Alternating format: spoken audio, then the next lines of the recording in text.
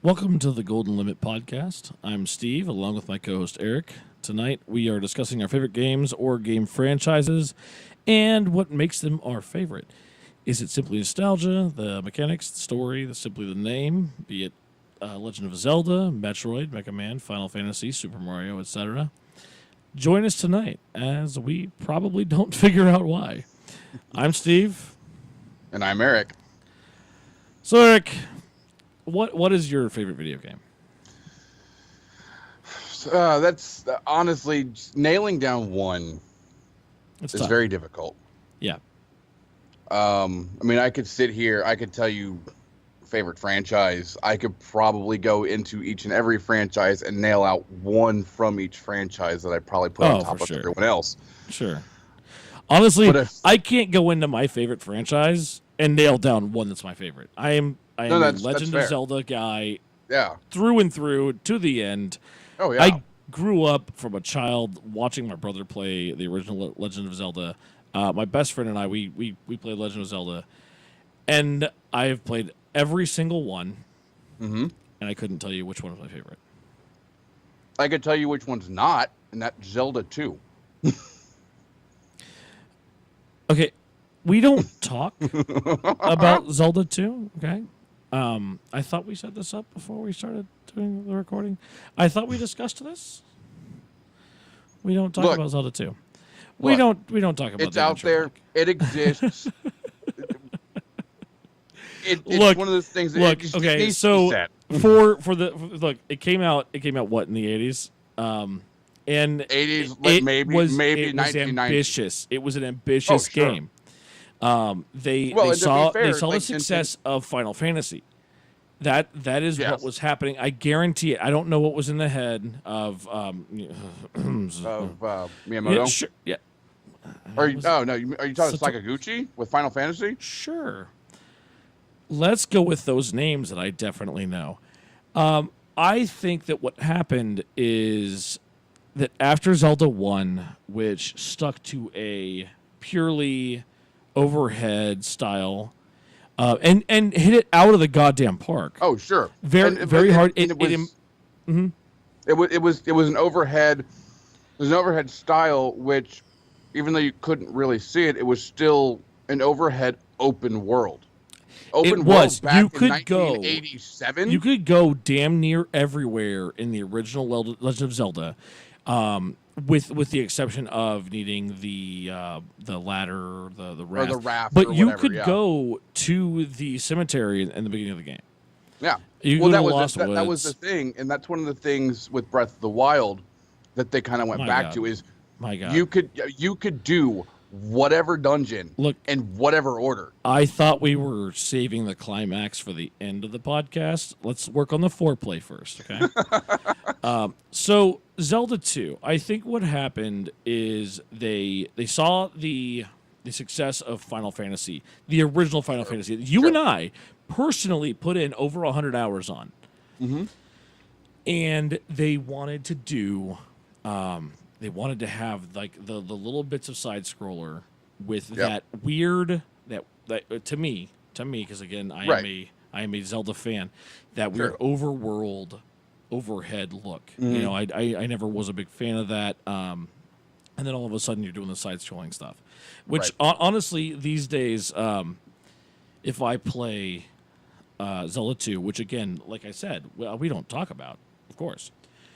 It reminds me of how Shovel Knight kind of plays. A little bit. Except Shovel Knight is infinitely more intuitive. On the other hand, Shovel Knight is 20-some-odd goddamn years newer. Yes. I mean, well, damn near 30. I mean, let's be honest. Almost, yeah. I never found Zelda 2 to be compelling. I didn't feel it ever spoke to me. I've played it a few times. I have beaten it once just to satisfy that's how I will beat every mainline Zelda once. That's how I was. And so yeah, I've played Zelda 2. I've beaten it just to say that I have. How satisfied were you that you beat it? I could say that I beat it. There you go. Quite honestly. Yeah. It didn't really speak to me. I know that there are going to be people out there that say, well, Steve and Eric, Zelda 2 is my fucking bae. Like that's my bitch, and that's I all, fucking and love that's it. fine. And that's fine. And everybody's awesome. everybody's welcome to their opinion. That is however fantastic. right or wrong it may be. But you threw in wrong. So every franchise every franchise has its black sheep. Mystic Quest. Yes. Again, I will say one more time, I love Mystic Quest. Oh no! And one day we will play it. We will play it. Mystic Quest. I think Mystic Quest kind of launched because they didn't know what to do with it. It launched itself into another franchise. Because if I remember digging in right, Mystic Quest led to Final Fantasy Adventure, which led directly to the direct sequel of Final Fantasy Adventure, being the Secret of Mana series. So I'm not as familiar with all of that. You being our resident Final Fantasy aficionado, so I'm not familiar with that. I was actually not. I knew that Mystic Quest existed. I've beaten it. I swear 10 times. I will agree that it is the beginner's Final Fantasy. Oh sure. If that's what you want to call it, or if that's what anyone wants to call it. Sure. I'll agree that it definitely does not fall in line, especially with the Super NES Final Fantasies. Well, even the NES, because the NES and the Super SNES aren't that different. Fuck, I never got through the beginning of Final Fantasy. Oh shit! What did America get?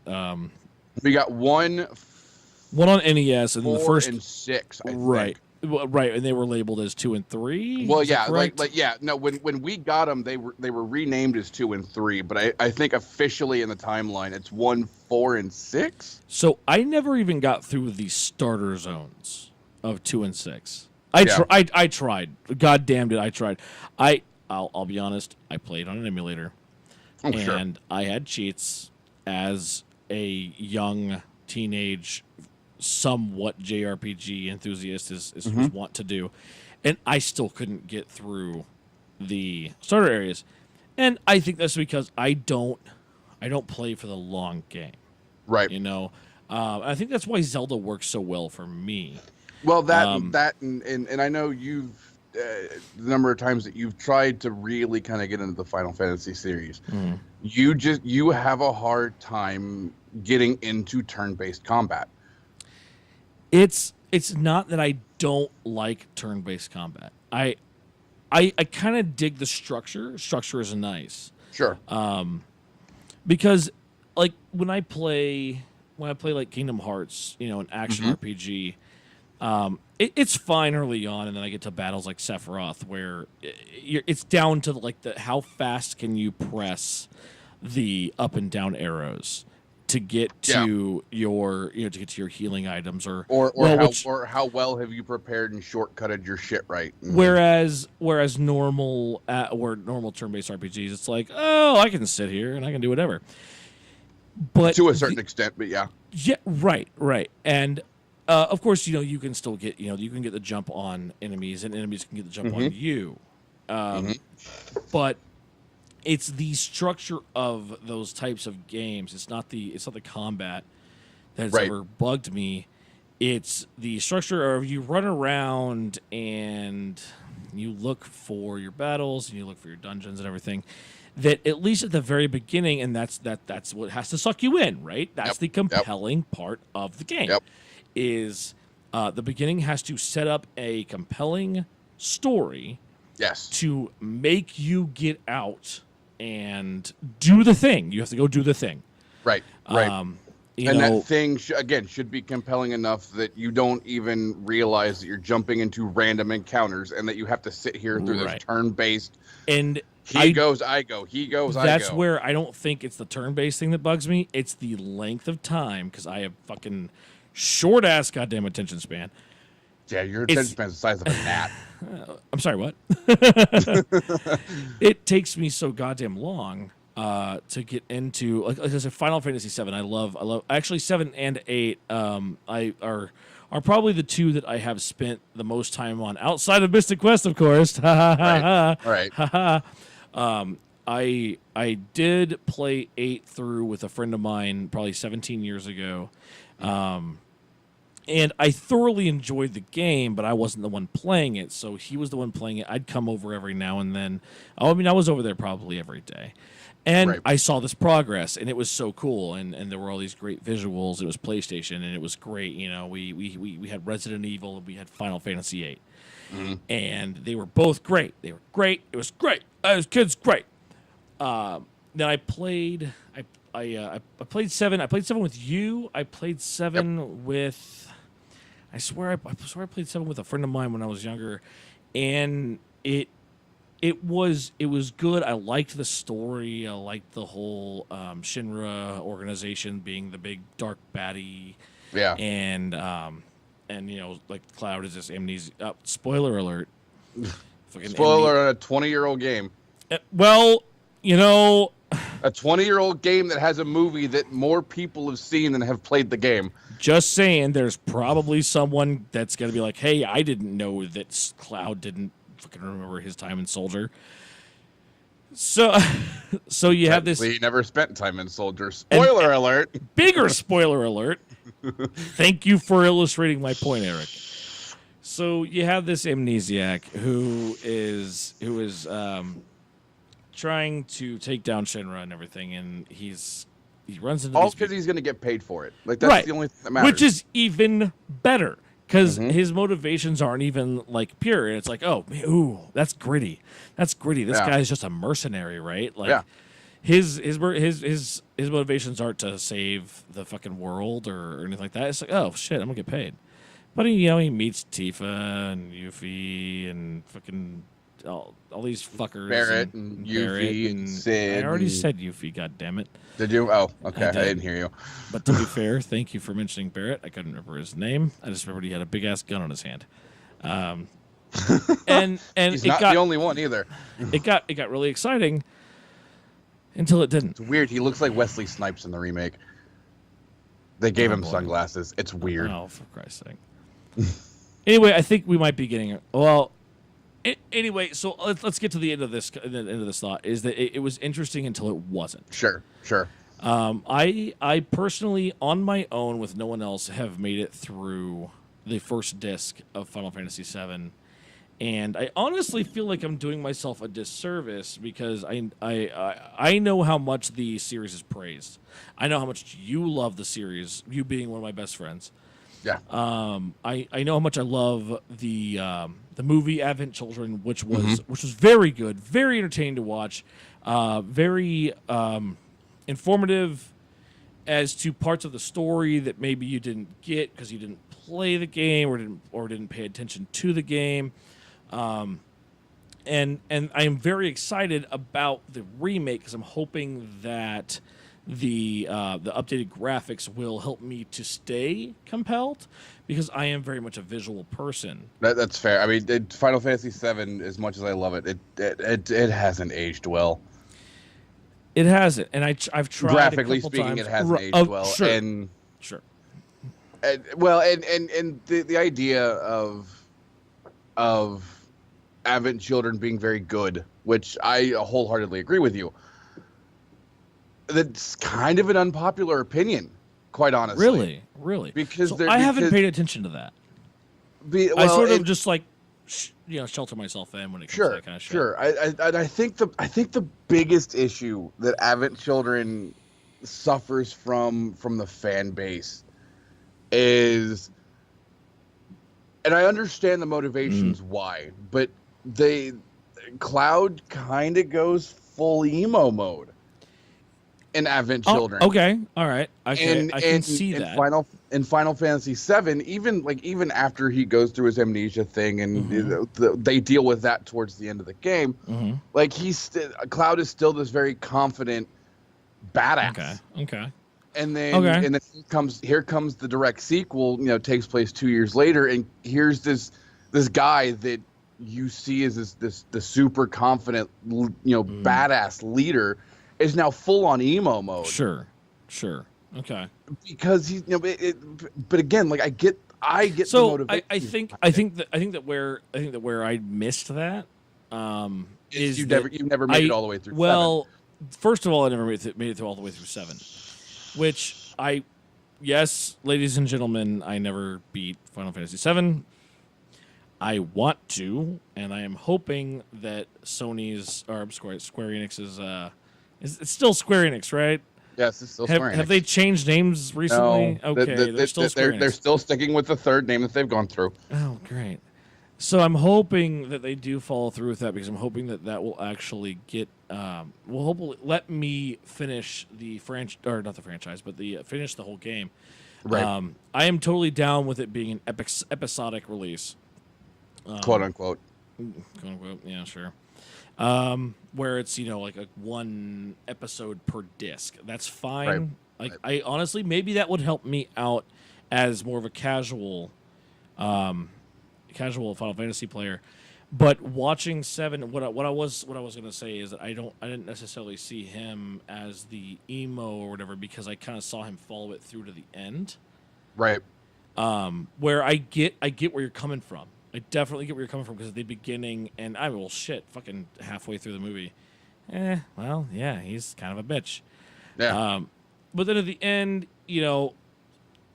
I'm trying not to just completely spoil shit, but the way things progress with who and Right. what's its face, Right. it was, dude, that's rage boner, dude. Tell me you don't get a hard on every time you watch that last fucking climactic scene. Oh yeah, no, and the big teller for me that this was in fact still the same Cloud is, again, with that Remember, big spoilers. The big super climactic fight that you're speaking of. There is the one line from who where he asks him, "Where did you get this power?"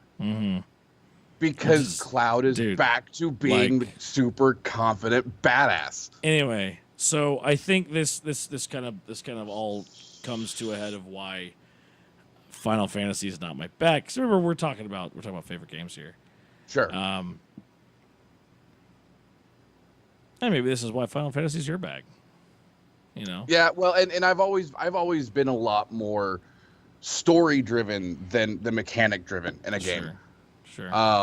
I mean, even in recent years, as much as I love the old school Final Fantasies, I find myself having a hard time going back through them. I mean, with the exception of 7 and 8, because those are kind of my top 2. Although 15, again, unpopular opinion, 15's up there now too. I haven't started it yet. I do have it. I do own it. I am waiting to play it 15, until 15 I think you can get into, because it is an action based. It's not. And I did watch you. I watched you play some of it and everything. I got really excited about it. Yeah. So I decided, once I destroy the Kingdom Hearts Final Mix HD 1.5, 2.5, the fucking BBQ, FFA, whatever the fuck. The name that's way too long for its own fucking. I love the Kingdom Hearts franchise. I love Tetsuya Nomura.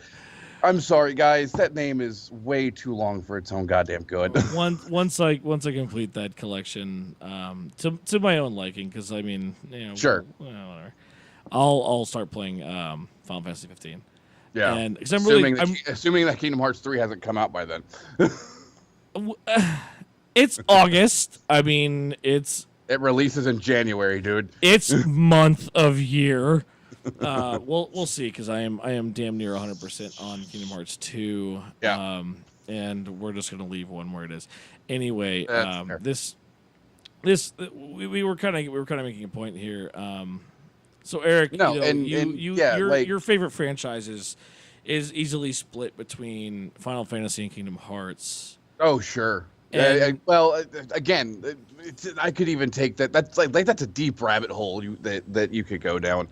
Oh, absolutely. I mean, I could easily split that, but between my favorite turn-based franchise is Final Fantasy. My favorite action RPG franchise is Kingdom Hearts. My favorite action. Yeah. Let me stop you there. How? And please feel free to indulge me. Sure. How many action RPG franchises are there that? I mean, am I just blind? Am I blind? Well, okay, so like I said, the Mystic Quest kind of, if I remember right, it's still turn-based. No, let me finish. But Okay. Mystic Quest has a more action feel to it than your traditional Final Fantasy, which is why a lot of people have a hard time with it. Okay. At least have a hard time considering it part of the franchise. Okay. So you got Mystic Quest. Is that why? I thought it was more like too hand-holdy. Well, I think because it's not pure turn, like pure unmitigated turn-based, like the traditional Final Fantasy, okay, is why people see it as very casual and very hand-holdy and very forgiving, and yeah. But I feel like if I remember, digging into the history of Final Fantasy, as I've done several times over the years. Oh, sure. Mystic Quest, I think, and I'm sure somebody will correct me if I'm wrong. Mystic Quest led itself into Final Fantasy Adventure, or the idea of Mystic Quest led into Final Fantasy Adventure, which then led, if I remember right, led the springboard into the entirety of the Secret of Mana series. Okay. Secret of Mana series is in fact a spin-off of the Final Fantasy franchise. Okay. Which Secret of Mana is, it's a very slow-paced action RPG. Okay, because that's where I was kind of getting is it an action RPG? Because that was it's very slow-paced. Like, you can sit there and you can button mash, but there are mechanics within the game that encourage you not to do that. Sure. Well, it's just, I mean, as far as action RPGs that I'm familiar with, Kingdom Hearts, there are plenty of mechanics that encourage you not to button match, especially when you play. What do I play? A magic user. Yep. You are highly encouraged not to button mash. As much fun as it can be when you get some of the stronger keyblades, and when you start getting your drive forms. At any rate, I guess my point was I'm not really familiar with a lot of action RPGs except for Kingdom Hearts and I guess Final Fantasy 15. 15 is very much an action RPG. Although they tried to give it that turn-based mechanic, because with Final Fantasy 15, especially after a lot of the backlash with the demos of it being more action-based, because it was developed by the Kingdom Hearts development team. Really, I didn't know that. Yeah. It was developed, and that's why Tetsuya Nomura was originally the director of Versus 13. See, this is why you are like our in-house Square Enix guy. What can I say? I get bored and I dig. I dig through the You internet. Want Satoru Iwata? I mean, I'm the dude. You want Tetsuya Nomura? You're the dude. Yeah, exactly. Fuck it. You want Zelda? You got me. You want Square? You got you. Yeah. So, but yeah, no, originally Final Fantasy 15 was supposed to be a spin-off, or I guess a spin-off or a side title for the 13 trilogy, which 90% of the Final Fantasy fan base doesn't speak of, because anyway, the Final Fantasy 13 is akin to Zelda 2 for the franchise. Oh, there you have it. But Versus 13 was supposed to be a spin-off of that, and Nomura was going to direct it, and that's the game that was in development hell for about 10 years.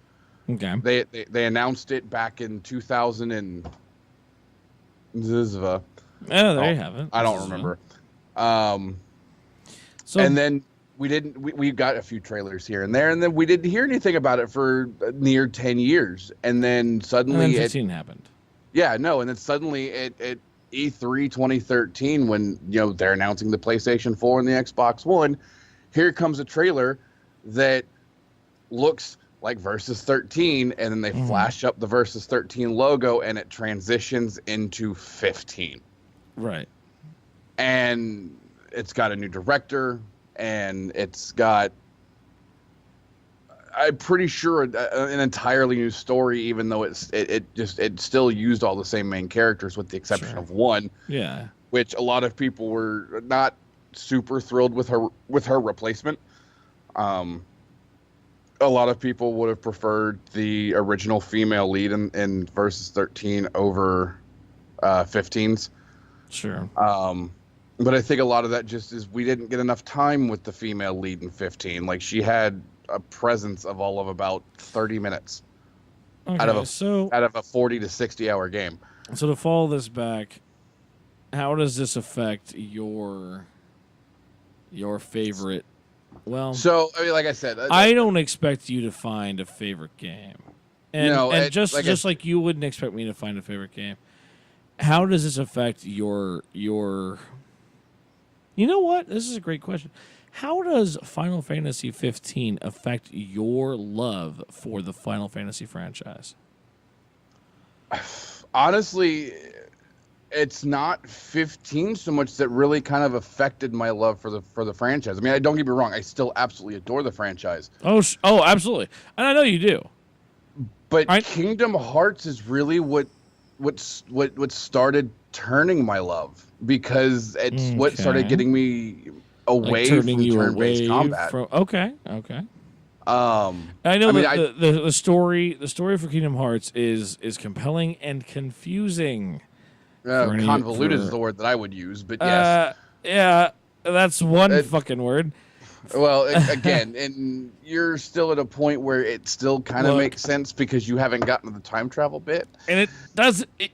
You say I'm at the part where it still makes sense, and it still doesn't make sense. Yeah, but you know what? But doesn't matter. I still like it.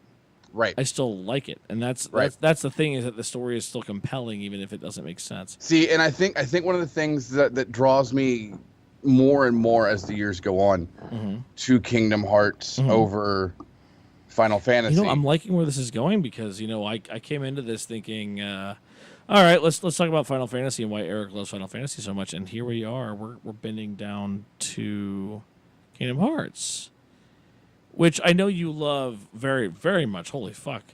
But man, I'm digging this. I'm digging this. And that's kind of always been my thing. Like, it's so hard for me to pick a favorite game. It's super hard for me to pick a favorite franchise. Favorite franchise, exactly right. Just because, I could go into a franchise from a genre and name my favorite. Nailing down just one is so goddamn hard. Sure.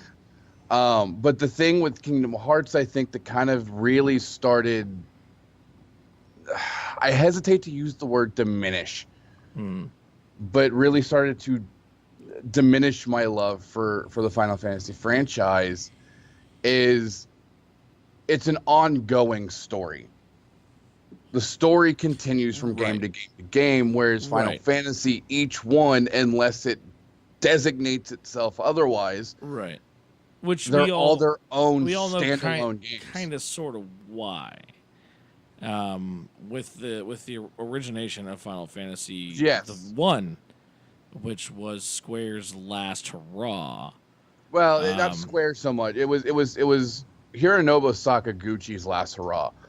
Final Fantasy has the name Final Fantasy because this was going to be our guy. This is why you're our in-house fucking guy. What can I say? Yeah. But no, Hironobu Sakaguchi, the reason that Final Fantasy has the name Final Fantasy is that was going to be the last game he ever made. Right. And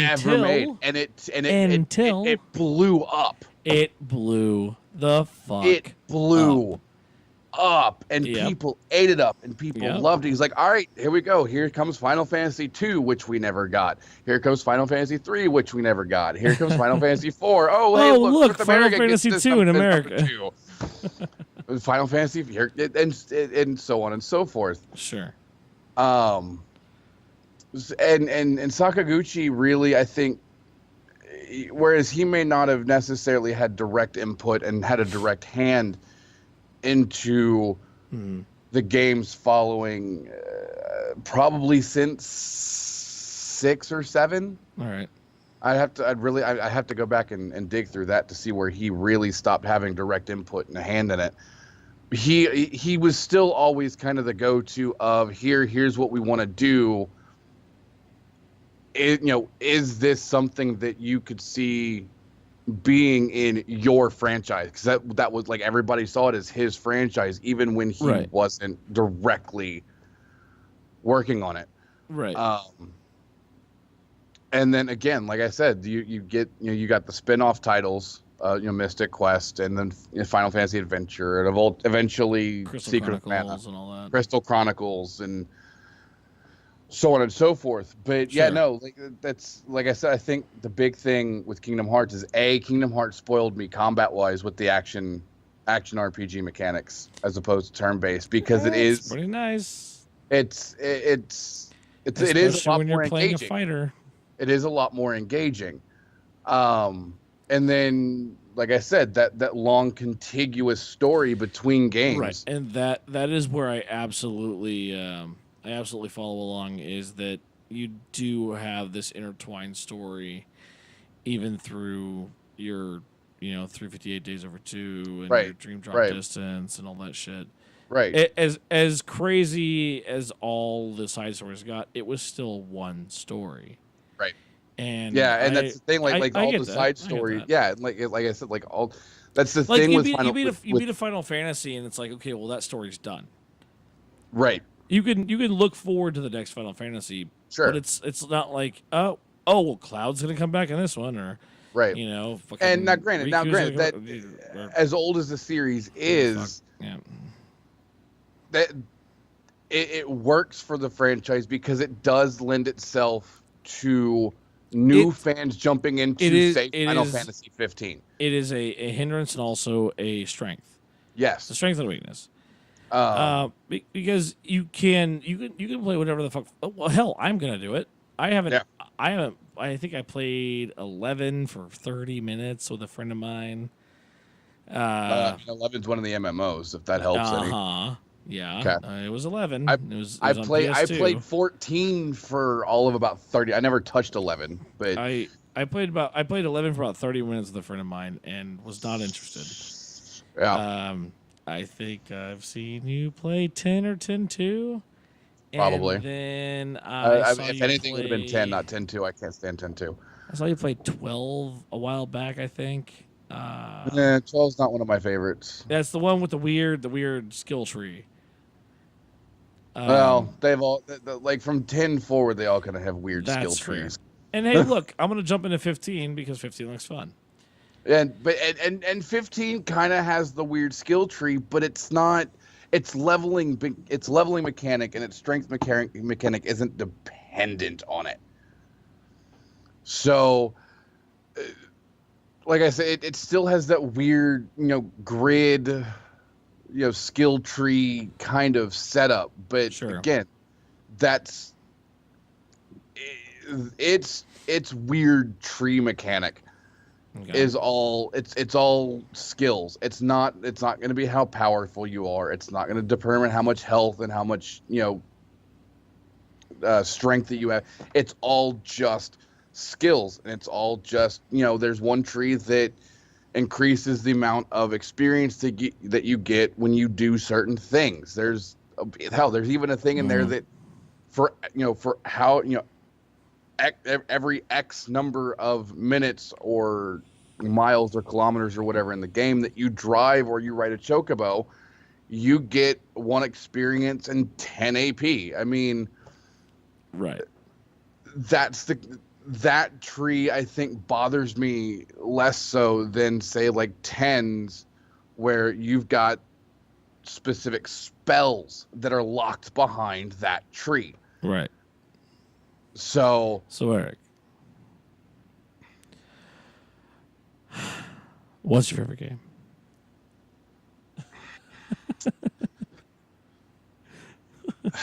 like I said, again, I know you can't give me one. You give me a franchise, I could tell you the favorite game in that franchise. I cannot nail down. I cannot nail down just one. Eric? I mean, my favorite Final Fantasy is 7. Of course, sure. I know that. It's shit cliche as hell, but go to hell. I mean, 90% Look, of the there's a fans, reason my that cliches favorite Final Fantasy exist. is There's 7. a reason that cliches exist.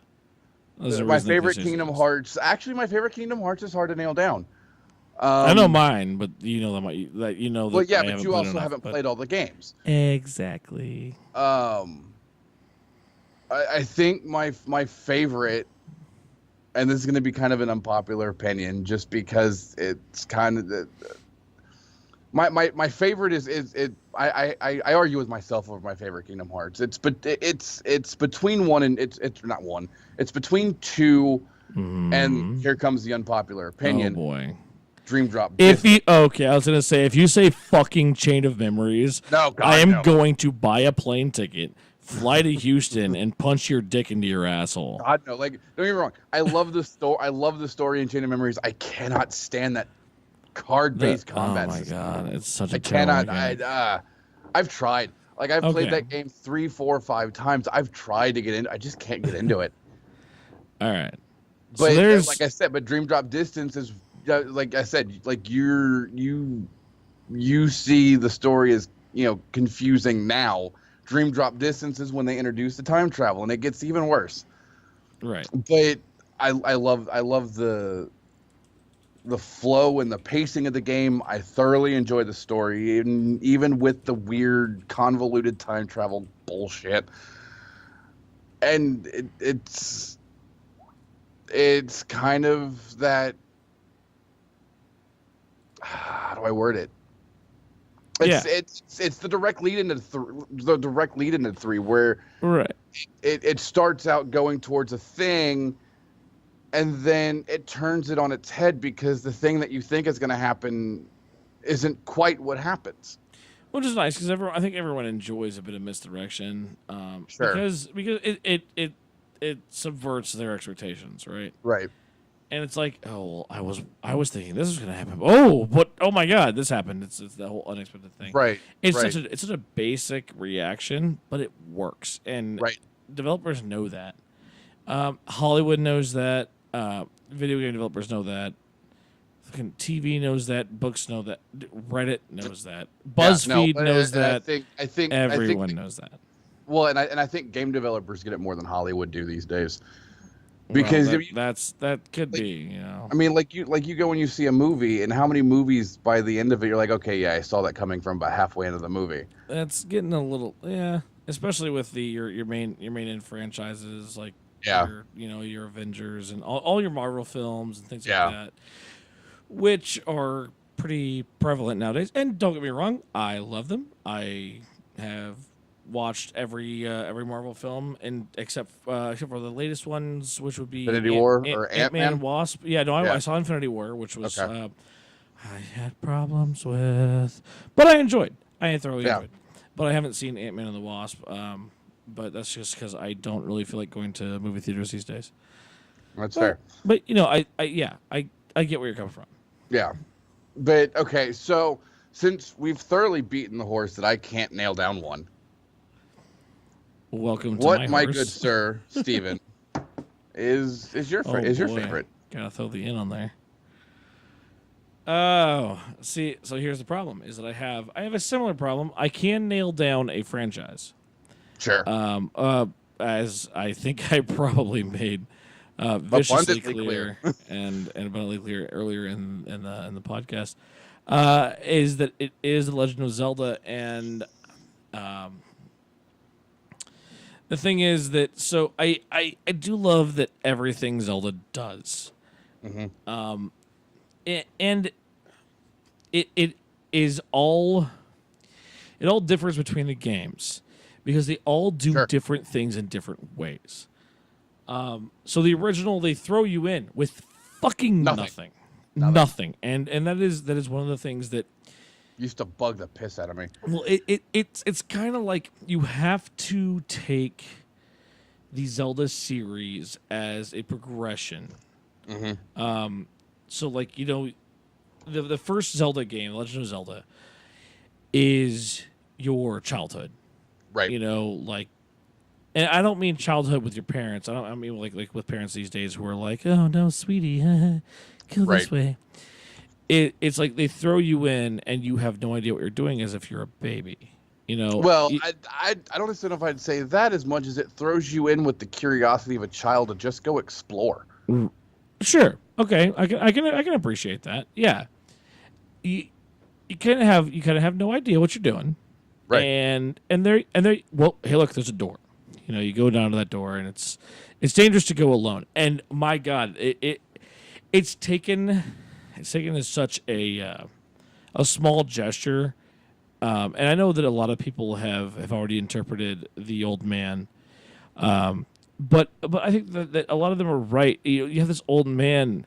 He's not just saying that, oh, here's a sword. He's saying, like, this world is dangerous. You're going to need something. You know, and here it is. Mm-hmm. You know, it doesn't matter that you're Link, that you're the hero of time, that you're Steve sitting behind the TV, or Eric sitting behind the TV, or, you know, or John, or Samantha, or whomever sitting behind a TV playing this game. It's a dangerous world. You're going to need something. And here, like, yeah, sure, there it is. There's some sounds. Yep, sure is. My bad. That's all good. Dude, it's a fucking podcast. Who gives a shit? So here he is. He gives you this sword, and you go out, and you find some Octoroks, and you fucking kill him. And you get some hearts, and you get some rupees. And then later on, you find some levers and shit, and you kill them. And yeah, you got some fucking some Zoras that are shooting shit at you. And you avoid them, and eventually you find your way to the first dungeon. And you're like, hell yeah, you get a fucking boomerang, and now you can stun things, and you can kill certain things. You can kill the bats, and you can kill the small chews, and shit like that. And the game was fucking hard. Oh yes. To this day, I enjoy as playing 90% of NES games were, but and it didn't necessarily embody the 100% Nintendo hard, right? But it definitely got about 90% Nintendo hard. If you didn't know how the Lost Woods worked, if you didn't know the waterfall trick, if you didn't know the fairy trick, like there were so many things, like or the Death Mountain trick, walk up the mountain 3 times. There were so many things that there were hints for, but it wasn't spelled. Not everything was spelled out for you. Right. In fact, nothing was spelled out for you. well, I mean, there were a couple things. There were a couple people here and there who'd be like, "Oh God, go talk to the lady in the waterfall. Go up the mountain." Like there was someone who's like, "Go up the mountain," and I don't remember off the top of my head that someone told you the way through the Lost Woods, the whole the west, south, northwest, or what was it? It was west, southwest, northwest, or whatever it was, or something. I don't remember. You would remember better than I would. I can do it if I'm actually playing the game. But so, what I want to do is I want to round out. Told you that. I want to well, you had to go through the Lost Woods to the cemetery. I want to round out. I want to round out my appreciation for the original. Sure. While building on my appreciation for the series. Because you had plenty of games that gave you pretty much nothing, but would kind of give you hints. So, Link to the Past is definitely in my higher echelon of. Sure. Again, just like you, I don't have a favorite Zelda. Sure. And I don't have a favorite game. Hey, look at that, listeners.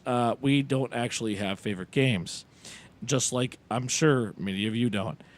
I mean, I don't know if I would go that far. It's just I have to pick one out of each franchise. I can't just nail down one. That's kind of the point. So, in Link to the Past, you have Sahasrara, who, shit. I guess at the beginning of the game you have your uncle, and then you have Zelda, who is telling you to come to the castle. But then you do that, and for the first half of the game. You have Sahasrara, and he kind of gives you the way, and he tells you where to go. Sure. And that's nice, but it still isn't, like, fully finger-pointing. He isn't just sitting there going, like, oh, do this, ha, ha, ha. Right. He's just sort of like, yeah, go over there. Yeah, you'll figure it out. Yeah, go over there. Right. You'll figure it out. Like Kiki, the fucking monkey who lets you into the dungeon. Oh, yeah. Yeah, it's like he doesn't tell you about that shit. Like you have to go through the little bits of brush to find Kiki, and you got to pay him however many rupees it was, or the flippers with King Zora.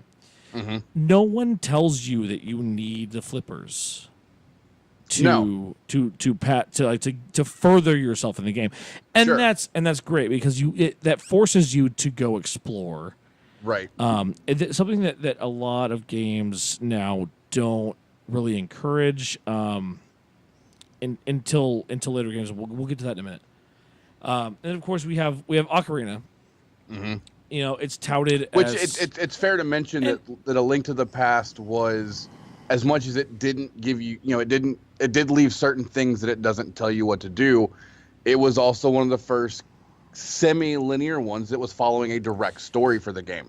It was, yeah, because it was like, okay, go get these 3 things, get the fucking Master Sword, and then go get these, go fucking fight Aghanim, and then do the 7 things, yeah. Mm-hmm.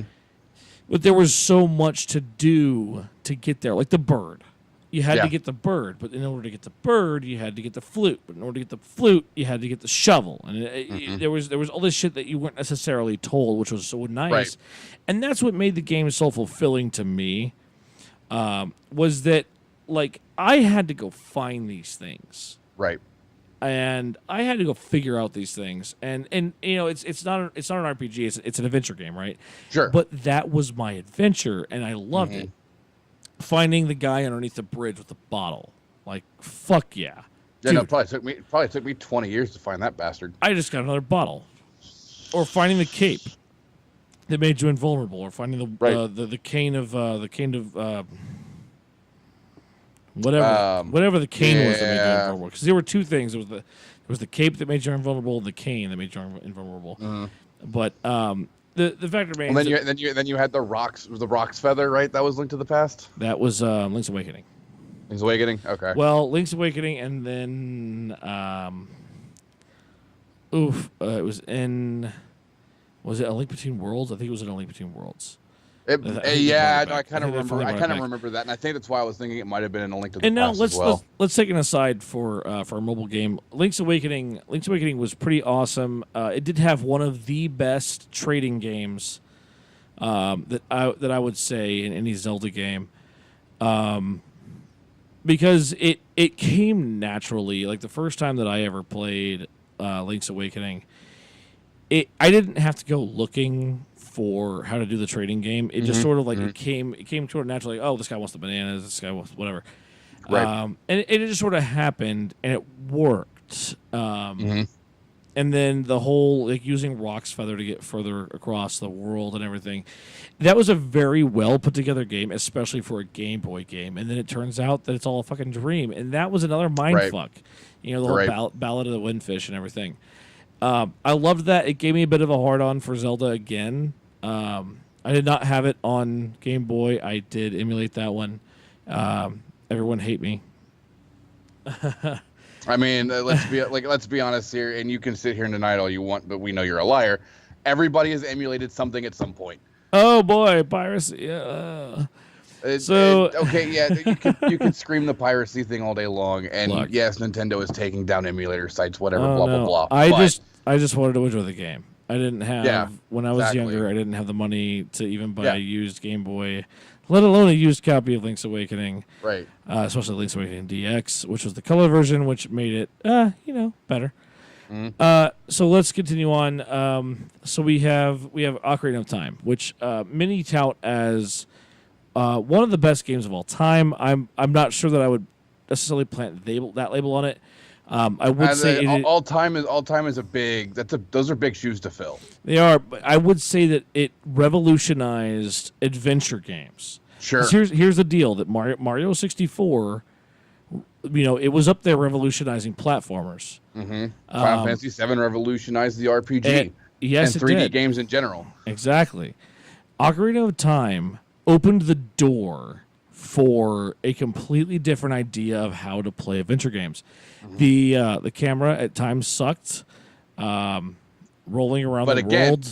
Again, revolutionizing the camera with Z targeting. Right. You had Z targeting, which honestly, I mean, you'll hear guys, Aaron Hansen, talk shit about Z. I love you, Aaron. I love you, buddy. We love the Grumps. We love the Grumps. Don't get that twisted. We love the Grumps. But Z targeting is great, and I don't care who says anything about it. Aaron Hansen. I'm just kidding, buddy. So I love Z targeting. It it made things great. I remember being 10 years old with Ocarina and that whole targeting thing. I remember getting into Jabu's belly in Zora's Domain and fighting those fucking jellyfish that were floating up above me, and that made things so much fucking easier to be able to Z target and take those guys down. So well, I mean, you couldn't do anything with them until you got the boomerang anyway. So Ocarina definitely opened the world up for 3D adventure games. It opened the world up a lot for 3D open world games, even though Ocarina wasn't necessarily open world, but they wanted to give you that feeling. And like the first couple times I played, I never went. I didn't go to the fucking ranch that Lon Lon. Thank you, Lon Lon Ranch. For a Zelda fan. And you're the Zelda aficionado hey. here. Yeah, the first couple times I didn't think to go to Lon Lon Ranch, and I just sort of like let the game sort of pass me by because you do need Epona to beat the game. And the thing is, that was kind of nice. You weren't necessarily instructed to go to Lon Lon Ranch, and that was great because there was this whole bit you had to go there as a kid. And then you had to learn Epona's song, and then you go there as an adult, and then you talk to Dick Face McGee, fucking evil Luigi, and you have to fucking so much like him too. He really does. You think there's not a fucking correlation there? Oh yeah, no, there absolutely is. You know, between because I mean, Talon looks so much like Mario. Talon and Talon. Well, Malon is the daughter. Yeah. Talon's the dad, and what was evil Luigi's name? Oh my god. You know what? Not important. But whatever. Anyway. Fact is that you weren't forced to go there. Right. And that was it was you nice. were eventually. You just didn't realize it until you got there. There was nothing to say. Hey, dipshit, go to Lon Lon Ranch and get the fucking horse so you can cross the goddamn river. You know. Right. So that was nice. Ocarina was great. I thoroughly enjoyed getting the Big Goron sword, so that I could have a better sword to beat Ganon with. I loved that that we had Ganondorf, right? Mm-hmm. And he was our antagonist. But then, holy shit, we have Ganon. Whoa, this is big Ganon. He's huge Ganon. And there's that big reveal that Ganon all along has been Ganondorf. We just didn't know it. And we had this big fucking Ganon to fight, and it was great. He was this big pig monster, just like he was in Link to the Past, and in the original Legend of Zelda. We had this big pig monster to fight, and he was even possibly sort of kind of a shade of blue. Right. So we had this. I think it's debated by a lot of people, but yeah, we had this Ganon to fight. And then we do the whole Zelda, I love you. Go back in time and make sure that none of this ever happens. Okay, sure. And then we have the split. We have the split. Yeah, we have the split of the timeline that Nintendo has passed down as canon. And then we have Majora's Mask, which at one time was easily my favorite Zelda. Sure. I love Majora's Mask because it is dark. It is scary because you have this timeline looming over you the entire time. Like if I don't do the right thing, the moon itself is more terrifying than the game. Oh my god, that fucking scary ass face! My god. The moon is more terrifying than the rest of the game. Dude, I swear to God, man! Like the first time I ever saw him, I think I was 12 or 13 years old, and I was at a Walmart and I was playing it. I had no idea that it was new Zelda, honestly. And I was playing around and I saw the moon and I was like, "What the fuck is that?" Oh, I mean, they didn't make it any better in Majora's Mask 3D. They made it much better because they made it much fucking creepier. Well, yeah. I thoroughly appreciate the 3D down at all. Oh no, fuck no, of course not. Why would they? So Majora's Mask, it spoke to me a little bit because I've always had a bit of a bout with depression my entire life, sure. and the game kind of deals with that, in that you have the more shallow things like the people who are sad and scared to leave their town.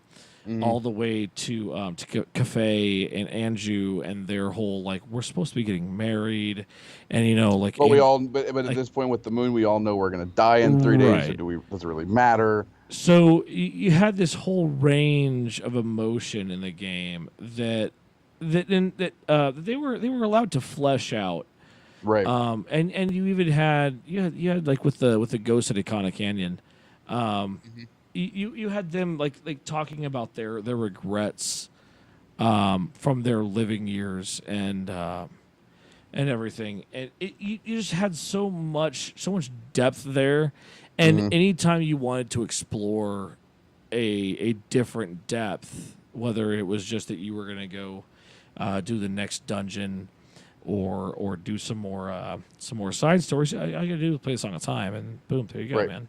Right. Like, hey, there's a new 3 days, and you got the Deku King who realized that he didn't listen to his daughter enough, and you have the Goron fucking patriarch who who didn't make enough time for Darmani before he died, and then you had the Zora fucking I can't remember his name, who didn't tell what's her face the chick Zora. I can't remember their names. His feelings and time and everything, and you had all these feelings and all these different depths and everything that I thought were great, and then we switched gears up. So we had the oracles. Which I enjoyed, but I honestly can't really give you. I couldn't give you like a rundown on the oracles.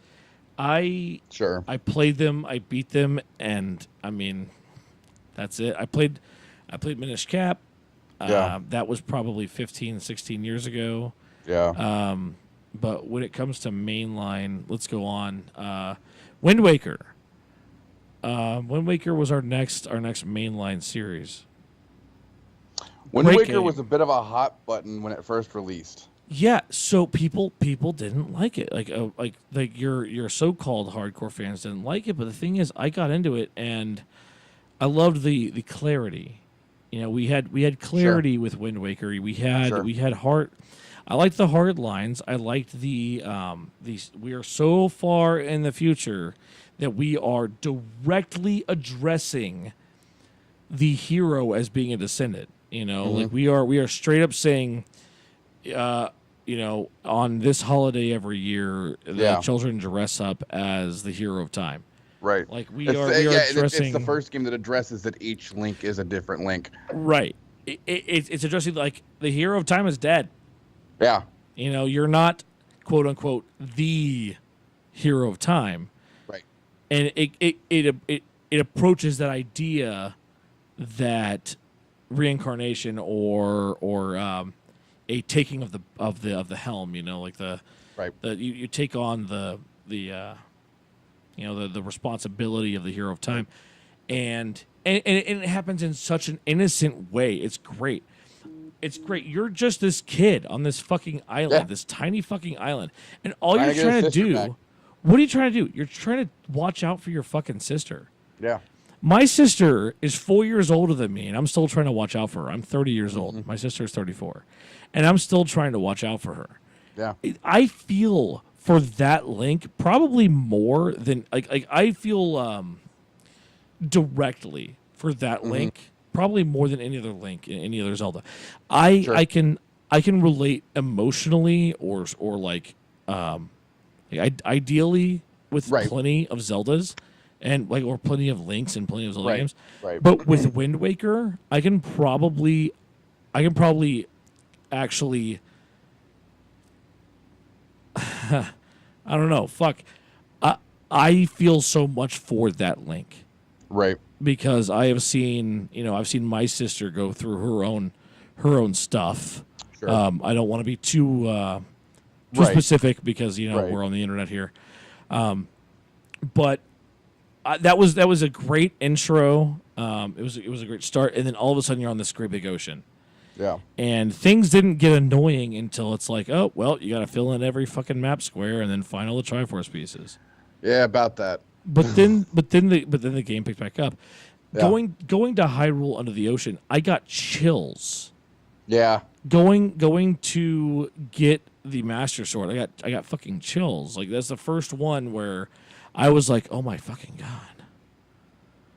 Now, they still never explain how the hell it made it to Hyrule Castle as opposed to either the Temple of Time or the Lost Woods, but whatever. Apples and oranges, whatever. I call it the king. Right. Let's just say it was the king, you know. Right. And so Wind Waker I thoroughly enjoyed. I enjoyed it even more when the HD remake came out and I got the Swift sale. The Swift sale, yeah. Because let's be honest, that took that and the fact that you didn't have to use the Triforce maps to find every single piece of the Triforce. I mean, it made things a little bit quicker. Yeah. But the meat and potatoes were still there. Yeah. And they were very touching, and they were very fulfilling. It was a very fulfilling game. Yeah. As a Zelda fan. Right. And then we sat, and we got Twilight Princess. And Twilight Princess was a masterpiece. Mm-hmm. It was different. Yeah. Yeah. Definitely one of my favorites. It is definitely, in my opinion, it's definitely one of the better made Zeldas. Yeah. Especially when it came to Zelda as a whole, because like it had a great story and also had great side stories, had great side lines, like the secrets and stuff were also very interesting, very compelling. And when you had to revisit an area, it wasn't just like, oh great, I get to revisit an area with a specific item. Right. It was like you have to figure out how to use some ability to go through this area afterwards. Mm-hmm. Midna, and again, another game that addresses the fact that the hero of time is dead. Yes. Oh, abso-fucking-lutely.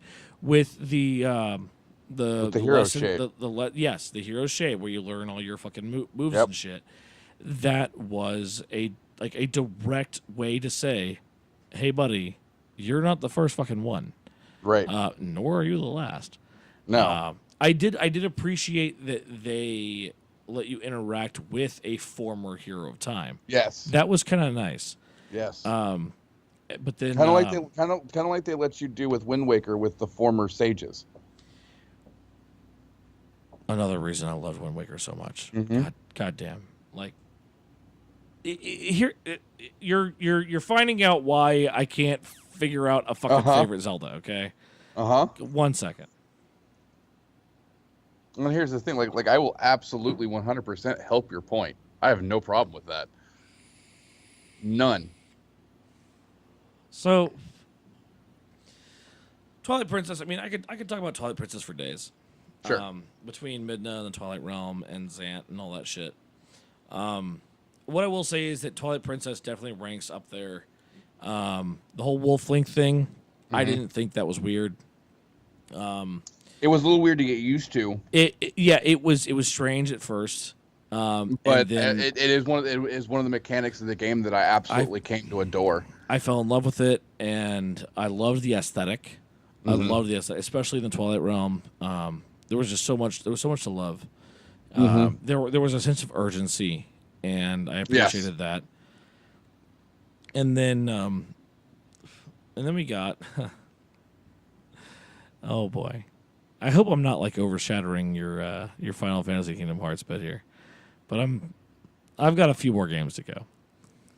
I mean, I could have gone through each and every single one, but that would have taken us probably 3 or 4 hours. That's very fair. So then we got The Legend of Zelda Skyward Sword for the 25th anniversary. Again, love the story, hate the mechanics. I despise motion controls. I will agree with Aaron 100% on that one. I had zero issue with Skyward Sword.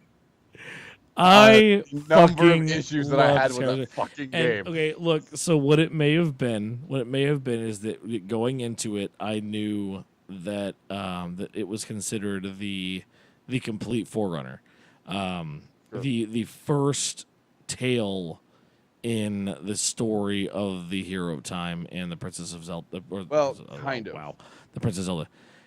Kind of. They because there is that comic in Hyrule Historia that takes it even further back. Video game, Eric. I'm just saying. Game. It is there. Whether or not it's canon is up for debate, but it is there. Well, if it's in the Hyrule Historia, it's likely canon. Right. So what I will say is I do think that may have skewed my opinion and may have helped me ignore the issues I had, because there were definitely times where I was getting annoyed. I think I had some problems in Lanayru with the whole... Well, okay. Girahim, like, if you tried to be clever, usually you're just going to end up slashing instead of just moving your shit. But overall, I think that I was able to overlook the control issue. These controls are bullshit! I'm sorry. I was channeling somebody else there. I think I was able to overlook the controls issue because of how much I adore the story. And that may be a nostalgia thing. And that's kind of what I was talking about when we opened up this podcast tonight. Is that may be a nostalgia thing, that may be a name thing, is that I hear, like, hey, this is the first one. And maybe it kind of got my dick hard. Like, oh my God, it's the first fucking Zelda. But then you get to the end, spoiler alert, and Skyloft falls down to become Hyrule, and that, like, honestly, that fucking got my fucking dick hard. Right. Like, that was so fucking amazing to see.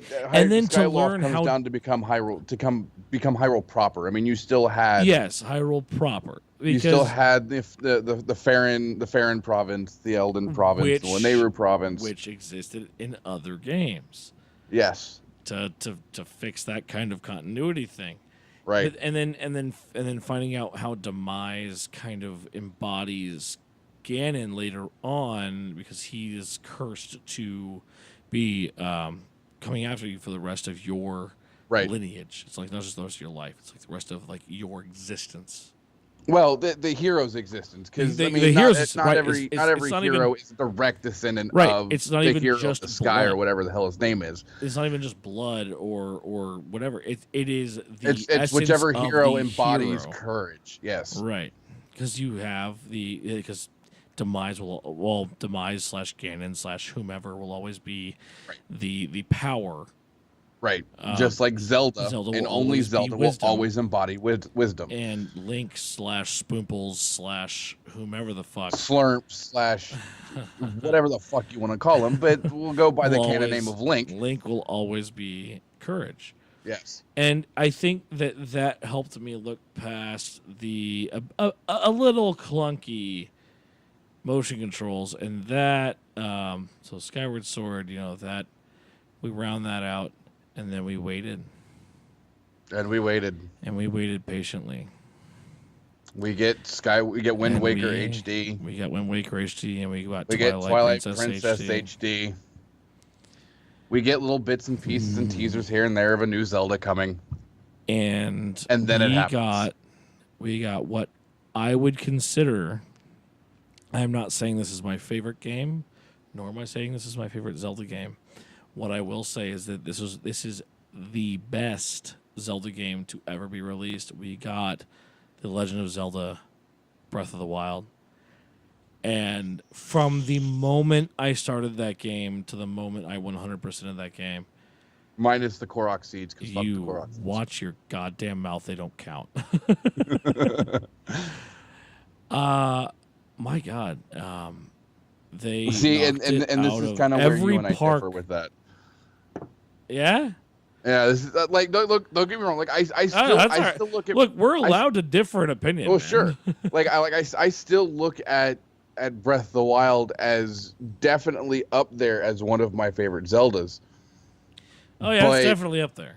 But again, like I said before, whereas I'm a much more story-driven gamer, you're a much more adventure-driven gamer, and because Breath of the Wild story is it's not linear and it's not direct. It's not Absolutely just not. thrown in your face. It's all 100%. environmental and it's I all done in flashbacks when you reach fucking certain areas, loved which it. I absolutely adore that mechanic. I love it.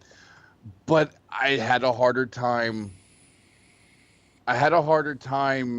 going through, and I say that I still played it through in as much of one sitting as I could.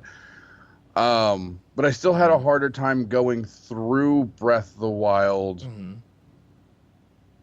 without getting to certain points of, okay, I got here and I have to run all the way across the friggin' map, and there's nothing there to keep me to keep me motivated to go forward, because there's not gonna be any fucking story between here and there. Oh man, see, I saw every new area as an opportunity to explore and to Sure. find new shit, especially like every labyrinth, and then you run into some stall childs at night with the stall horses and shit. And you're like, oh, fuck!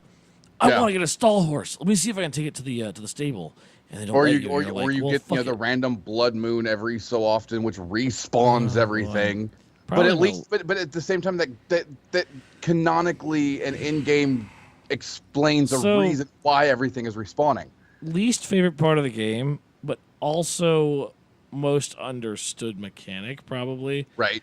Like, I get it. It has to exist because you're going to revisit areas, and it wouldn't be exciting if enemies didn't respawn, especially as you work your way up into stronger armor, stronger weapons. They respawn, and they respawn with stronger enemies. Right. The whole they could have game just as was easily done what they did with every well. other. Right. Well, and they could have just as easily done what they did with every other Zelda. And when you go back to a previously visited area, everything's respawned. But that would took break the time in game to explain why they're respawned. I think that would break the open world mechanic. If it was literally you go to Hateno and then you leave Hateno and everything's respawned. Right. It's like, well, why? Whereas you kill everything on the way to Hateno and you go to Hateno and you leave and they're all dead until it's been a few days and a blood moon happens, and it's like Ganon, because he's a prick, has respawned everything. Link, be careful. Oh my god. Can we talk about the fact that your name is Link? Oh yeah, no, absolutely. That honestly, that gave me, like, it warmed my heart. It warmed my sure. heart that my name was actually Link. I named myself now, and I think on Corflap. Sure. Yeah, well, no, and I think on certain levels that almost to a certain extent. Can we talk about the voice acting? We can talk about the voice acting. I know that like Zelda's voice acting caught a bunch of shit. So like, oh hey, look, Renaissance fair voice actor. It didn't bother me, and I guess it didn't bother me because either. we'd never had a voice for Zelda, so I had There's nothing never been to more compare than it to. Right, and then like I had nothing to compare like that's to, it. So like maybe that's why it didn't bother. I mean, okay. The fact that she was randomly British for whatever reason that was but you know what? jarring I at can first, excuse but I get that it. She's away royalty. by She's royalty. every time there's someone that's not in America, they're British. Right. Like, I'm not blaming that on Nintendo of America. No. And like I said, I can't even explain away the random British by, okay, well, she's royalty, she's proper, right. Okay, fine, that makes sense. But like, man, fucking like all the Guardians and everything, like having those having the voice acting and everything, it was great. Having all the interactions. Prince Sidon. Sidon. God. Fucking love that guy. Sidon, everyone's fucking bae from Breath of the Wild. Fucking love that guy. People loved him more than they loved any other character. And you know what? That's fucking okay. Because honestly, I'd give him some dick.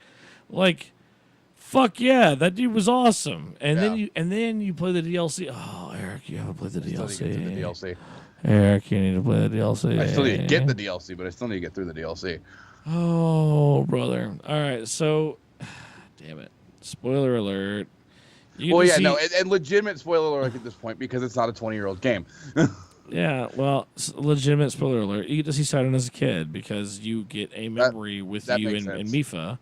Yeah. And, well, it's from 100 fucking years ago. Yeah. Yeah. So there's you and Mifa and Sidon as a child, and it's just like, yeah, it's like there's baby Sidon, and then you go swimming with him as adult Sidon, and it's like, I fucking saw you as a child. I took care of you. Well, but I feel like you still There's get to see just like so much, baby Sidon, quote unquote, in flashbacks in the main game. I don't necessarily. I don't recall. necessarily remember that, but it's been probably a year since I beat it. I Right. do want to play it again. So I guess now that my segment is coming up on, fuck if I know how many minutes. I think the point that this podcast is trying to make is that you can't, if you have. I mean, there are some people If that you have a favorite game of all time, franchise, period, hands down, no questions asked. Absolutely. I know guys whose favorite game is fucking COD Mod 2. Like, and that's fine, because you know what? That's a really fun game to play. Mm-hmm. And if you like to play online and shoot people and everything, that's great. Dude, honestly, I love Halo. Mm-hmm. You notice how many times we talked about Halo tonight? Nope. Yeah. Because it's not. But it's the same thing. The amount of times we've talked about God of War. I love the God of War franchise. Yeah. Like, I love the new God of War as much as some people don't, because it's not the old God of War. Sure. And I would love to play the new God of War. It looks amazing. Oh my god, it's so fucking Even amazing. though I haven't played the other ones. But you don't, and that's the beauty of the new one, is you don't have to. Sure. Because there's just enough of the old of the continuation of the old God of War that they do touch on in the game, but it's still its own. It's a start of its own standalone story. Right. So the point being that here we are. I can't tell you what Zelda's my favorite. Eric can't tell you what Final Fantasy or Kingdom Hearts necessarily, or whatever game in general. Whatever game in general. We here's the thing. We all have a bunch of things that we love, and a bunch of things for a bunch of different reasons, and a bunch of games that we're passionate about. And I think that a lot of it, as we stated in the beginning of this, is a lot of it. Maybe it does come down to nostalgia, but it works. Mm-hmm. And when they, we may play them because they have the name. We may play them because they strike a chord in our hearts, and then maybe they hit the chord. And that's what we're talking about. Is we play these games because they hit us. They hit us with a passion. They hit us with a ferocity that you can't explain in words. And that's why we're here today, is to just tell you guys how much we love these games, and why we love these games. So this is Steve, and this is Eric, and thanks for listening to the Golden Limit podcast, and be sure to check us out next time when we talk about whatever it is we talk about next time. Have a good night.